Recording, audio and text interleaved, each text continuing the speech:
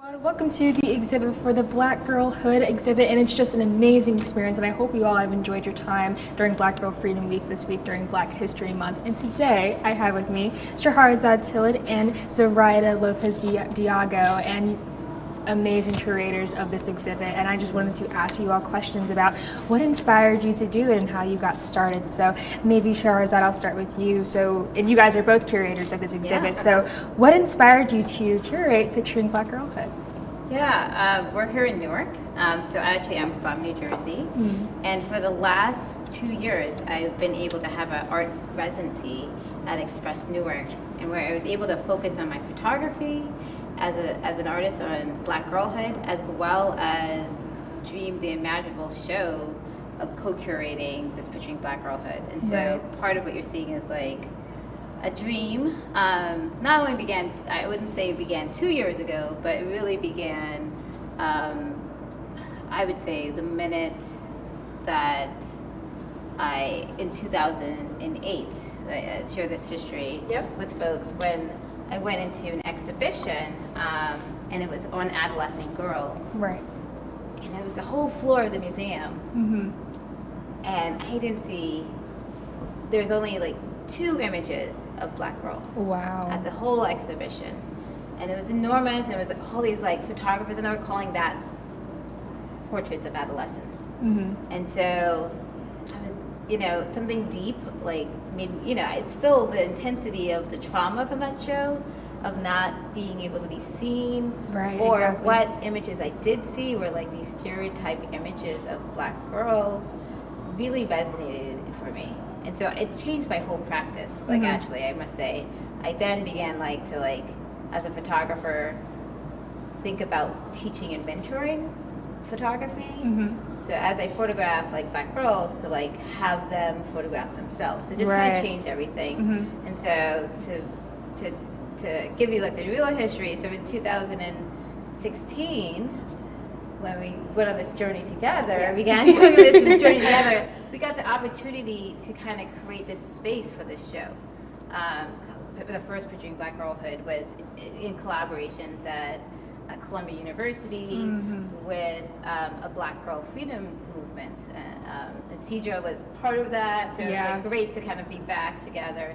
And we had this kind of amazing space of not only having Black girl photography, but like with Black women photographers, like just kind of changing how we think about shows and hierarchy and exhibitions. And so we knew that once we did that, and I know Zoraida will talk about what that moment meant even more, that we had to do another show. And so Rutgers University and Express Newark is such an amazing space to have done this. As I did a residency here, and I got to it was the first thing I wanted to do here, right?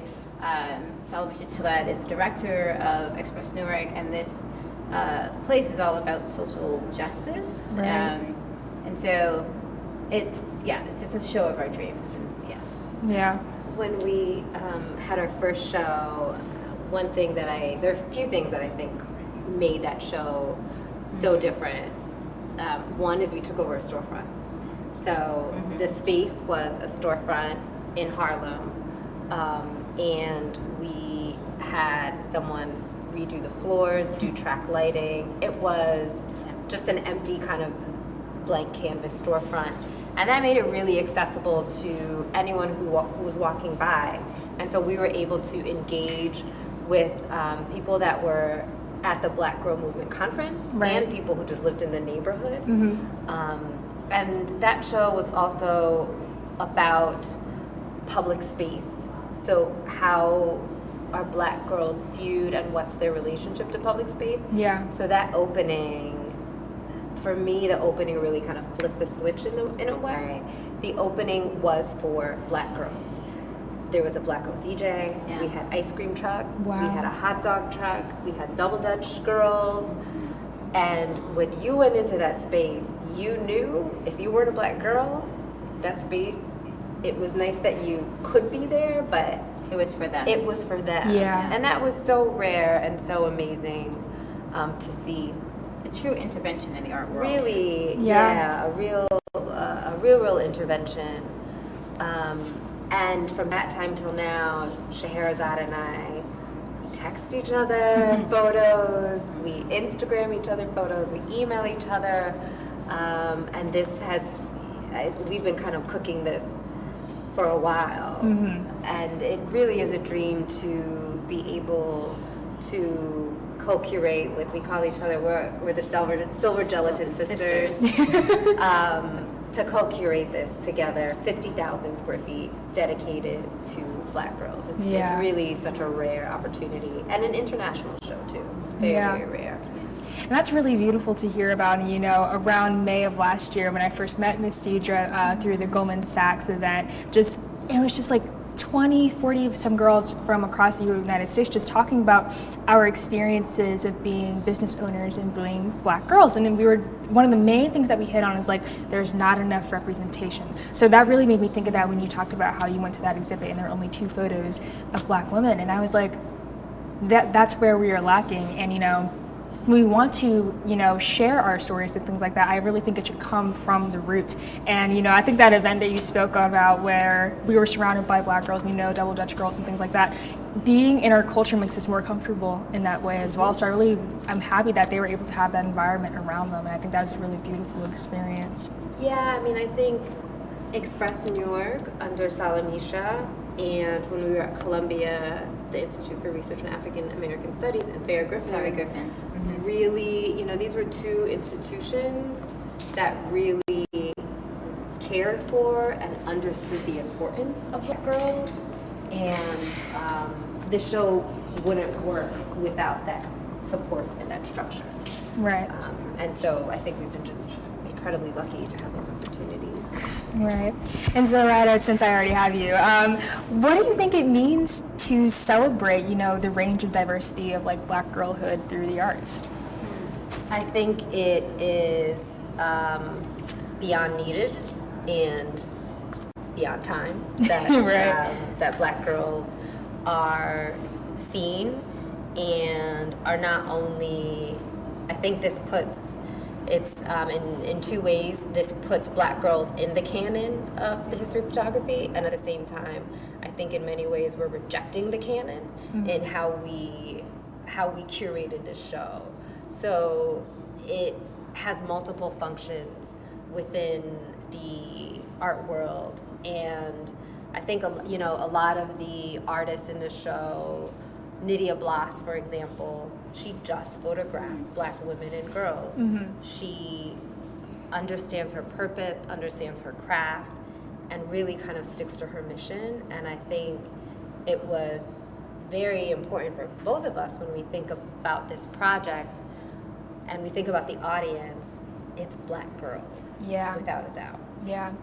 As soon as I walked into this space, I was like, oh my gosh, this is it's like a breath of fresh air to see people that look like me being photographed in such a beautiful way. And I'm glad that you guys, again, opened up that space for that. But what do you think, Scheherazade, it means to celebrate Black girls in our culture? Yeah, this is something I really think about in multiple ways. I consider myself in every way possible, trying to figure out ways for us to strategize and bring people along to empower Black girls, right? So whether it's Black Girl Freedom Fund as a co-founder, or whether it's through my organization La Macomb. But this show, I've learned so many things by being a champion and working directly with girls. One thing I learned is that there's such a diversity of what we think Black girlhood is. Once you actually are engaged as a young Black girl myself, thinking about that and how different my own girlhood is different from Zoraida's, or how the diverse of the girls that I work with, how the diversity in that. And so I think there's 2 things I really think we try to capture in this show was well, what is Black girlhood, right? First of all, what is that? How it goes through geographics. We have the beautiful project from North Carolina. We have we have the South. We have the New York, the Bronx documentary. We have Midwest, and so this range of what Black girlhood is geographically, internationally.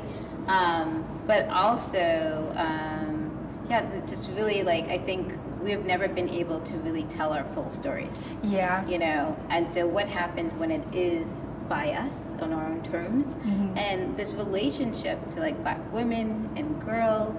And I think lastly I would say is that like what we wanted to really, with the themes of the show, is look at what does it mean to be a Black girl today. Yeah. You know, so as we kind of go through time, I mean, one of the oldest images you're going to interview later, an art piece by Adrian's mother, Elizabeth Wheeler. And so I think it's like you're going to get, what does it mean today though? Like, you know, and so I think it's like this actually, these images behind us kind of give us a sense of that, like it's beauty, it's grief, it's protest. Yeah. And then, you know, one of the things I think we made sure that we wanted to include too is a room for freedom, to dream for what Black girls, what does freedom look like, you know, and we created a Black Utopia room as well. Right.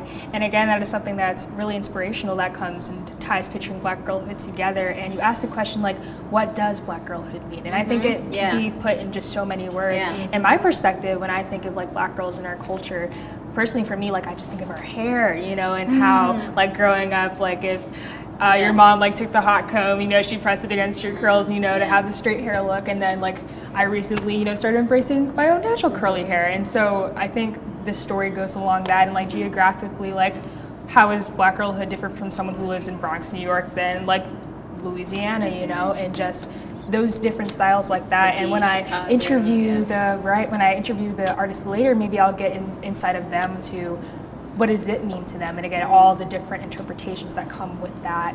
But again, this beautiful creation came from you guys, and I want to know what were some of the challenges like during the pandemic that, or surprises that came through it from making this curation? You know, one thing that comes to mind at this particular moment, no one said no. Like we're in a particular moment in time, not just the pandemic, but with Black Lives Matter and protests around this country. We just got, I mean, we've had our dream list for years. Yeah, I wrote down some of these people in 2014. Man, and I was looking at that list. Yeah, in my journal. A few months ago, and like everyone we wanted, we got with no hesitation. I mean, really, it was. We were really able to create the show that. I think one of the challenges for us, because this is like a dream show and we know the vastity of Black girlhood, was like stopping ourselves. Yes. Yes. And knowing that there's so many artists that people don't know. Yes. Yeah. Right? Like so many Black women and girls and non-conforming youth that they don't know. Yeah. Right? Even as because I'm kind of new to it as well. When this teacher was so, introducing me to like Black girls, femmes, and gender expansive youth, like I Yeah. knew about that community, but she brought me more into that, definitely.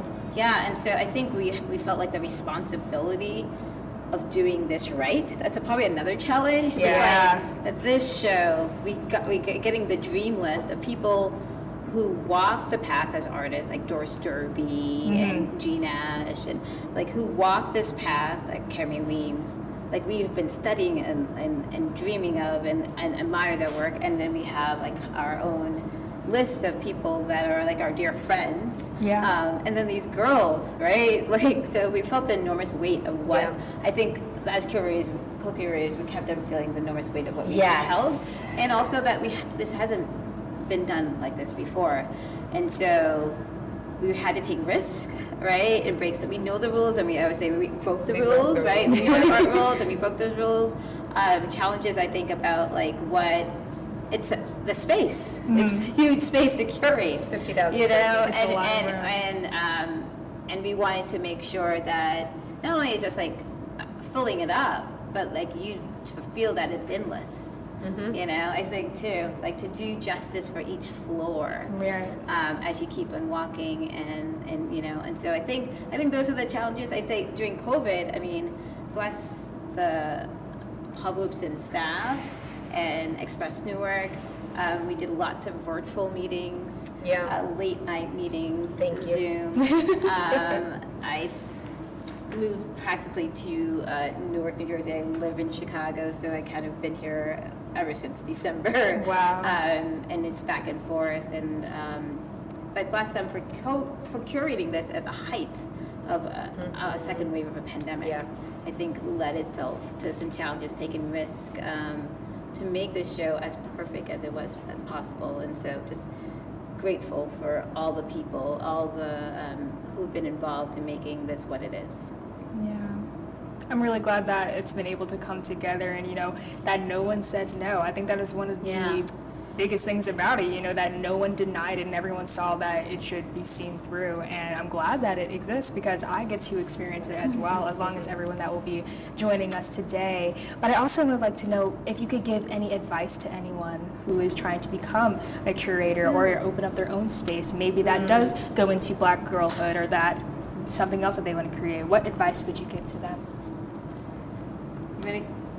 Okay. I mean, I have to go first. I think my practice actually is like mentorship is part of it. Like some of the young people you will be interviewing today are young girls that I've mentored, and I'm just so enormously proud of that. So I think I'm always kind of like always a learner. Like I'm a teacher, but I'm also like a student.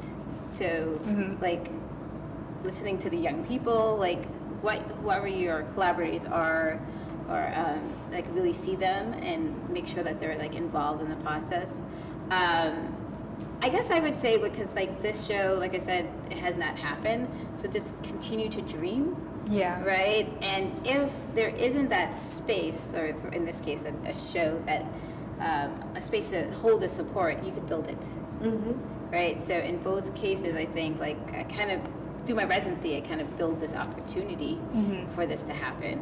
That it can happen, you have to figure it out. So if other institutions, due to like the racism that we exist, the sexism that we exist, the ageism that has not allowed the show to happen in the first place, to not let that stop you, you know, and make the spaces for you to have the show is called about moments of possibility, and I really believe that we can imagine what we want, and others will follow. Definitely. Yeah, I would say, you know, as a curator, any Black girls or any Black women that want to be like curators or artists, if you want to do it, do it. If you want to curate a show and you don't get the space, then you knock on another door. If you need to do it at your house, in your basement, if you need to do it in I was reading about a famous gallery owner. She started in the bathrooms of her friends' apartments. Like any, you know, you just be creative and get it done. I've curated in cafes. I've curated in restaurants. I've curated an artist who's here. I've curated in her studio. Theaters. I mean, anywhere. Just get in where you can if that's what you want to do. And I think. Kind of piggybacking off of what Scheherazade said, if there's someone you want to mentor you, don't be shy. Call that person. One of my mentors from Iris actually told me, closed mouths never get fed. And I think about that all the time. And so if you want something, you open your mouth and you say it. And I think you can get a lot more that way than you imagine. Get mentors. Mentor, Yeah, pass it forward. Yep. And seek advice. Yep. Yeah. Definitely. Yeah.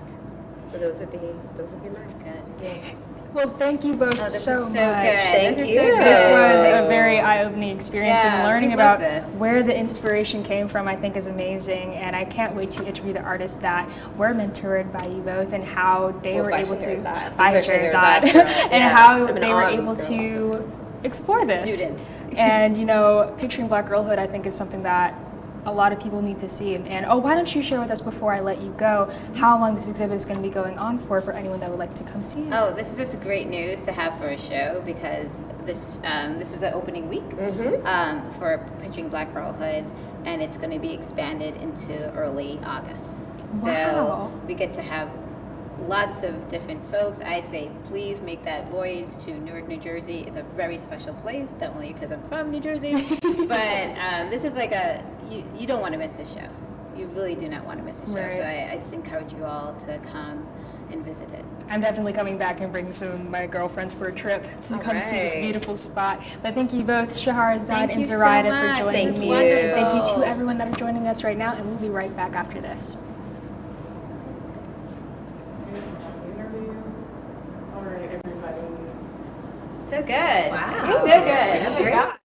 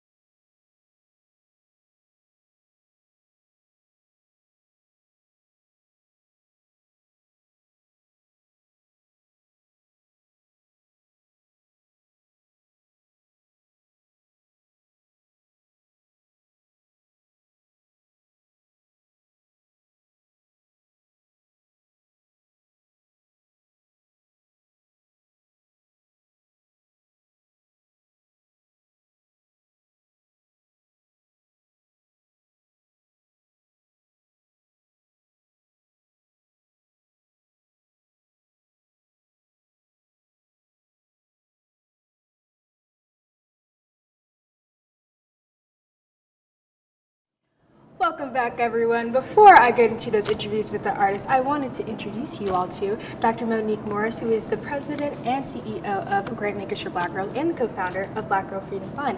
And I'm just so excited to have you here today. I just wanted to ask you a couple questions of what you think about picturing Black Girlhood in the exhibit. So what do you think of it? Oh my God, this is an amazing collection of honest and, one of my favorite words is rigorous, right? One of mine too.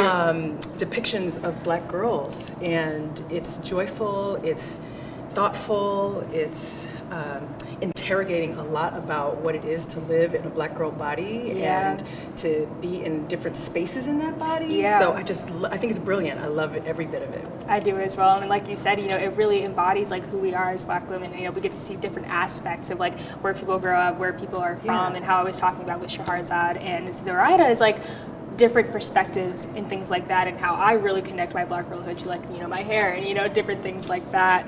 But this exhibit is just an inspiring place that I think a lot of people appreciate and can really create their own things from. So how do you think this place will inspire you to helping Black girls in the community as you go on? So, I think what's important about this exhibit and its impact on my work at Grant Makers for Girls of Color and the work that we're doing through the Black Girl Freedom Fund and the 1 Billion for Black Girls campaign is really about exploring how we correct the narratives about Black girlhood.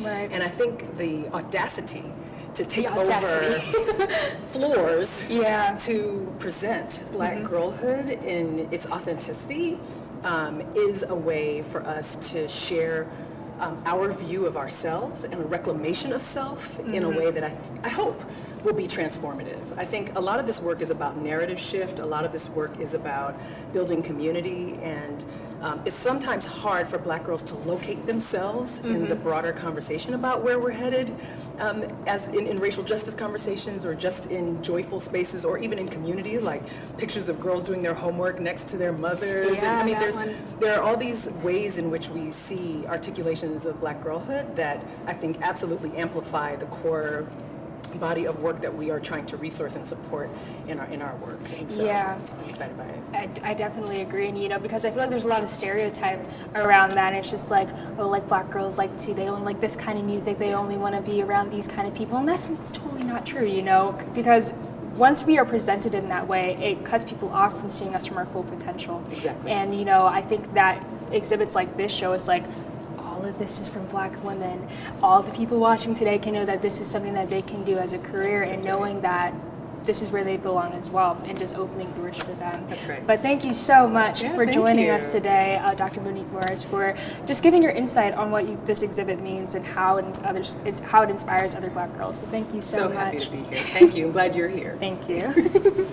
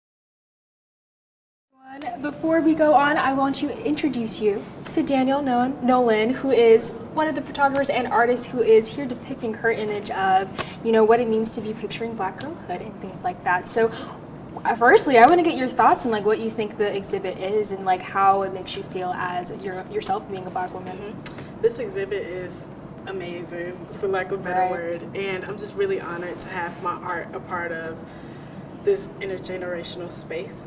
Like my artwork is right across from Latoya Frazier's Kitchen Table series, so I'm really excited. I'm feeling really good about myself. I'm glad you're enjoying it as much as everyone else is, and you know, like sharing your work today, I think is very impactful as well. So why don't we take a look at it? I love it. Thank you. Tell us what it is. Give us some insight. Okay, so during the pandemic, we had to, Scheherazade Tillet asked us to do a photo response to a documentary on Netflix called A Love Song for Latasha. And this was just my take on it. There was this scene in the hallway where it was just a camera panning through the empty hallway, and I think it just symbolized loss. And during the pandemic, that we went through a lot of loss, and this curtain was in my room, so that's where my room is my safe space. So that's just where I was dealing with everything and just going through my own grief. I really like it, and you know how it depicts, and like that's something I really like about being in art exhibits and looking at art and things like that, because I think a lot of interpretations go through it, and you know whatever's going on in the background through the window, and just like the way the curtain makes it kind of show through that, I think is really, really pretty. And I'm glad that you found inspiration from that music video to help you create this piece as well, and what you wanted to highlight in it. And why do you think this speaks to like the diversity of Black girlhood? That's a good question. I just think that all Black girls, we have similar experiences, and if I'm able to speak to those experiences through a camera lens, I think most Black girls can understand the feeling of going through loss and experiencing grief. And I just wanted to, you know, just speak for every Black girl that I've known went through this. Right. And one more question before I leave you is like, what was there like a moment in your life where you knew that depicting art, or either if it came from Black girls or some other type of theme, why you wanted to lead in that route instead, you know, instead of becoming some other kind of artist? Why did you want to go through this route? Oh, I'm a Black girl myself. I just want to make sure that everybody feels heard and seen, because, you know, Black girls are often seen as invisible, and I just want to amplify our voices through my art. Yeah. And it's working. But thank you so much, Danielle. Thank you.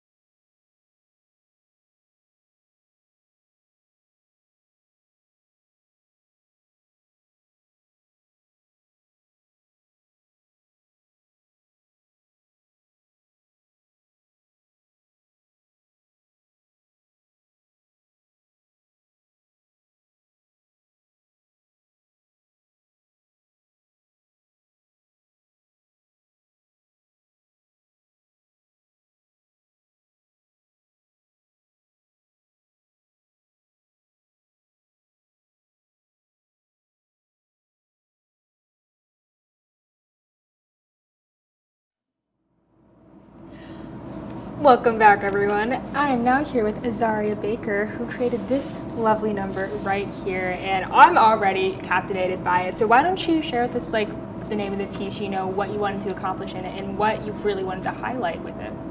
The piece is titled Circumstance, and initially just figuring out like the camera work and the technicality of it was me just exploring like what it meant to have a camera and the different lenses and the filters and the lighting, and working through that, like finding out if you had certain emotions there was a blur, and then that contrast to like who I am as a poet of wanting to say something with no words, and telling a story that was heartfelt and hard and portrays so many different emotions with so many different actions in the photo, and then keeping that still and doing it in a circumstance like this bedroom. It's my bedroom of my little cousins, and basically it told the story of who I am as a child, but not being able to feel that at all times. So. Yeah, and you did mention that you are a poet, and I heard around from Scheherazade and Zoraida that you were a really good one. So Thank you. what was the split between, you know, being a photographer and a poet? What do you like about both of them? I'm very wordy, like at all times. Me I love too. to talk, yeah. And so I feel like as a poet, you can dress up so many emotions and concepts and fancy metaphors and like literalities that like people don't immediately get it. And so it forces your mind to work. Or Yeah. you can say so many things with one word because it has so many connotations. And then completely the opposite with photography, like you are asking them to interpret your work based off what you've shown, and poetry can either give it to you or not give it to you at all. And so both pieces are forcing you to look at the story that I'm trying to tell and interpret it for yourself. Yeah. But though what I do like about both is the power that they convey, with that when I'm a poet, you tell by my words the story that I want to tell and the emotion that I'm telling it with. And then with photography, you have to find different ways of doing that. So it's a challenge on both ends, but it's something that I love. That's really amazing. And, you know, talking about how interpreting your words and things like that, I remember in like 5th, 6th grade, I was in this class and we were reading this poem, and one of the lines was like, "The bee is famous." And we spent like a good 20 minutes just dissecting that line. I'm like, what? How is a bee famous? You know, just like, but I think that's the beauty of writing, you know, like interpreting it and like learning what the author or poet is trying to say in that instance. But why do you think this piece speaks towards, you know, picturing Black girlhood? Like, what were you trying to depict here that speaks to that? I feel like this is, for one, being a Black girl, and then the image being a direct parallel of what I wanted my childhood to be. You know, I wanted my own room as a kid. I wanted it pink, and I wanted it stickers on the wall. Me too. And I wanted a space that felt mine, and it felt like it was a representation or an extension of who that I was. And the pain and the mix of emotions and the frustration, and like there was no clear space of what that childhood was supposed to be like, and I feel like it's a direct parallel of it, because you're seeing somebody so conflicted and unput together, but then you see the outer space of it, and it's solitary, it's peaceful, it's quiet, and it was supposed to be showing a yearning for that, but the inner conflict of not being able to have it. Yeah, and I think, like, you know, depicting a room like that, if now that I'm looking at it, it looks a lot like the bedroom I had as a kid. Hot pink walls. I had an armoire that looked very similar to that one, and so it really speaks to me personally in that way, and I really appreciate the attention to detail towards that. And, you know, people, you can tell a lot by a person based off their room, you know. You know, growing up, my room was hot pink. Now it's like this beige color. So it shows, you know, the growing up in that sense as well. And I think it's really beautiful. But before I let you go, why do you think, you mentioned representation, why do you think that representation is important, especially in today's society? It's like they always say that you can't become something if you don't see it first. And I don't think that's true, because we've seen it happen so many times, but it's so much easier to walk a path that somebody has walked on before you, and it's so much easier to struggle with something you know other people are having the same hurt in, and it's so much easier to walk into a room full of Black girls and have all these eyes on you and not feel unseen, not feel like you're in solitude, but to feel loved and to feel that warmth and everything. Yeah. Like, this is a space where it's just me, and that's what we wanted in the photograph. So all little Black girls wanted was a space to feel seen and to feel loved and to feel one within themselves, and the exhibit is giving you that. There were these 3 little girls here yesterday, and in front of the large mural on the wall, they were taking photos of each other. And I was like, let me stop you. Let me take a photo of you, all of you together. Enjoy the space with each other and with yourselves. And their mother is one of the artists in the show. And so it was just so beautiful that even maternally, you get to see a reflection of yourself that's so far ahead of you in time and in knowledge and in grace. And it's giving people something to model themselves after and something to yearn for other than the pain that also comes with being a Black girl and a Black woman. Wow, that is really powerful. And I'm glad that you were able to help those young girls capture that moment and really see themselves depicted in big pictures like this. I know growing up, I wasn't walking into an art exhibit and seeing a huge photo of two Black girls sharing a hug. I never would have seen that. But I'm glad that we're able to share that with them now and, have this younger generation be more exposed to that. But thank you so much today for sharing your work and why it's inspiring me to continue on today with a lighter attitude and everything like that. So just thank you so much, Azaria, for sharing your work. Of course, thank you.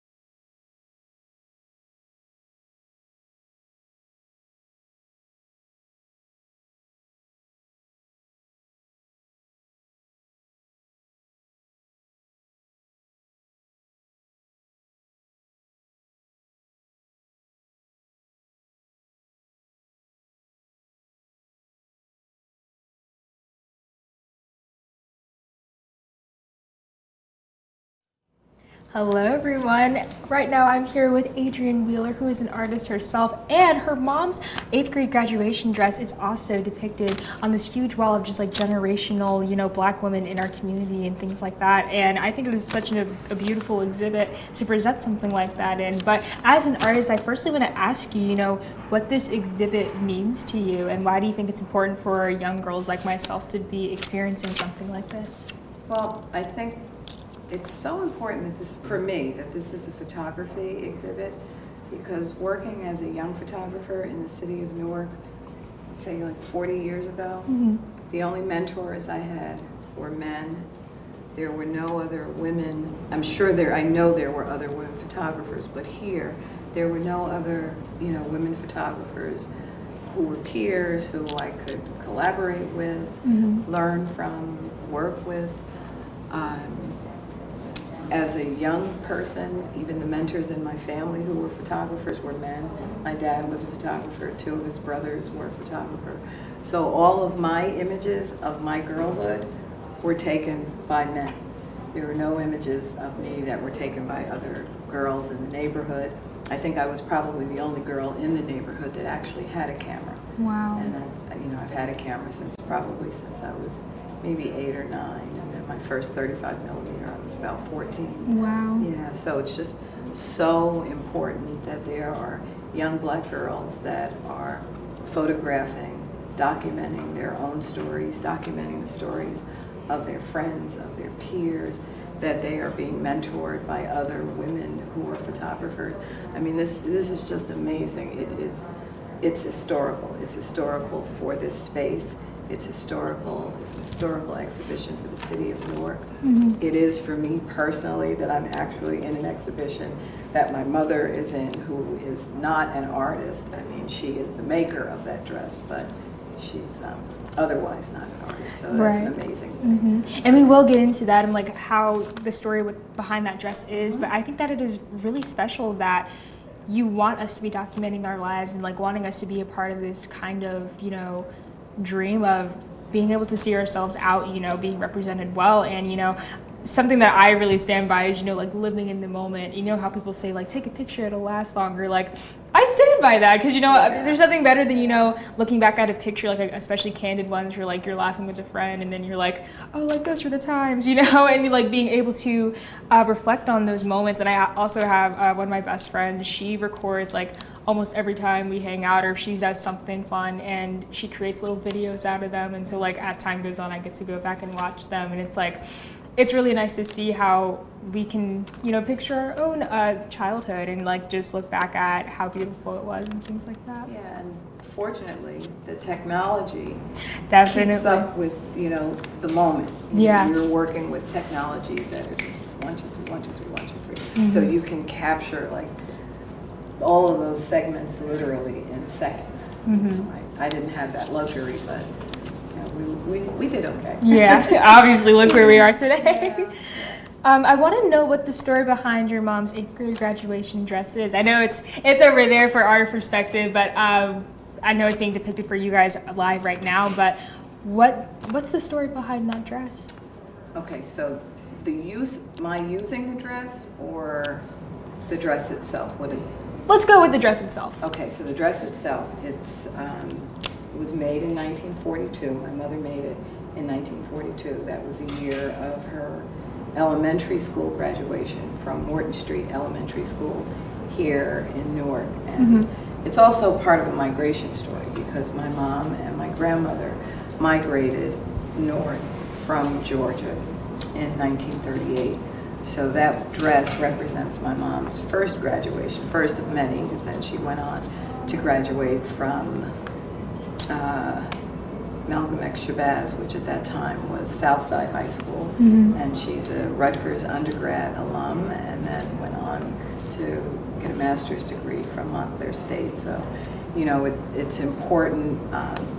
It's an important document, you know, in the history of a young girl's life, you know, that may have been very different had my grandmother not made that decision and opted to stay in the South, you know, in conditions that were less than ideal. And, you know, her objective was to bring my mother here for better one, better economic opportunities for herself, but also better educational opportunities for my mom. Yeah. And of course that has, I don't want to say trickled down because it's been very intentional in the way that that decision has impacted my mother's life, my sister's life, my nieces, my great nephew, other family members, even family members that remained in the South. You know, once my grandmother was here, she was able to help other family members, you know, graduate from college. And, yeah, I think that's really ironic how you brought up, you know, how your family moved up north, as I literally just learned about the Great Migration in my history class. And we were just talking about,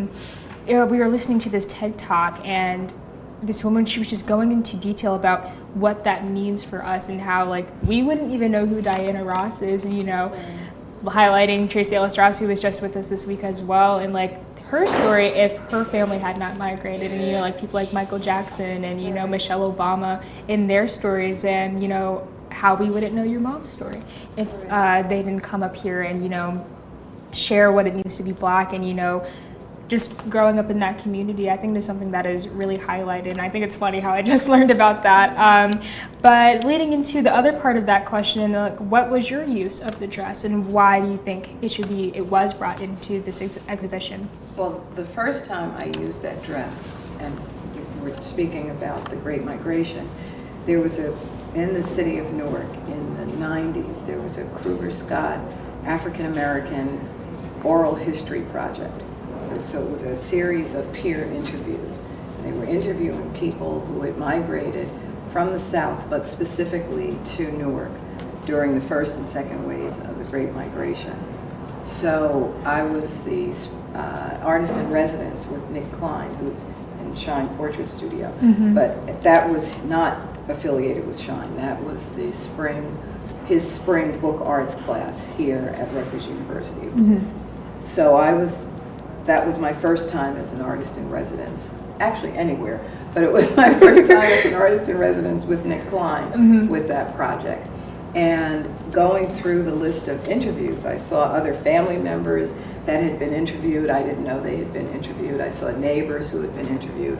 So I decided, rather than what we were tasking the students to do, and what we also were doing, was to read the interviews, to transcribe them, and then to create an abstract portrait of that person's interview, either by using a sentence in the interview or an overarching theme or idea that seemed to be present in the interview. So I decided, rather than transcribing someone else's interview, I would use that document to interview my mom. So my sister and her children, my daughter and my great nephew, and I sat down with her, and I think it was maybe the day before her 87th birthday or something like that, because that was back in 2015. So we interviewed her, and I used that document, and in reading through the document, she talked a lot about clothing, and I remember having seen that dress in my grandmother's cedar chest, and I have the cedar chest, so I went in, it had literally just been in there for like 72 years. And I took it out, and, you know, there were a few, I don't know, like water rust stains on it. And I took a chance, filled the tub with water, put a few drops of bleach in, and just sort of rinsed it through and cleaned right up. And I spread it out, fanned out the skirt of the dress. So when you see it in the Glass Book Project, or if you see it on the mural, it has quite a different shape than it does hanging on the mannequin. You know, it looks like a much larger dress. So I photographed that dress and then ended up making these paper doll cutouts, and the first showing of the image of that dress was in the Glass Book Project. So it's like sheets of glass and sheets of paper cutouts, about 5 by 7, I think. Maybe that's about the size of it. And then it went on to be a 418-foot mural on 2 walls. I did a project in Australia with it, with other women, some women who were Indigenous Australian women. We worked with a group of school children. They made their own mural using that same image of the dress. The dress has been to Senegal. I did a project where I photographed young girls holding the dress or wearing the dress. And then the sort of the video meditations that I did up in Lake Clear in the Adirondacks. So it's had quite a journey. Yeah, I can tell. Once it found its way out of the cedar chest, it just hasn't been still. Yeah. I say it has a life of its own. It's taken on a life of its own. I absolutely love that, and the story that it's been through, and, you know, thinking about how crazy it would have been if you never went into that cedar chest to find it. And, you know, I think the story behind it is very powerful. You know, again, talking about the Great Migration and how it was brought up here and how you've been able to use it for your own artwork, and, you know, teaching other people about that story as well. And I think it's something that's really inspiring, and I'm glad that I'm able to witness that today, you know, in 2022, you know, just learning about it. And then when I grow up, I get to tell other people about how I came here and I was able to see this dress. Hopefully this dress will still be here, like, by the time, like, by the time I'm already, you know, old and things like that, and I'm like, look at this piece of, you know, history that I was able to be a part of. But before I let you go, I want to know, how is this exhibit going to inspire you to continue on with your work?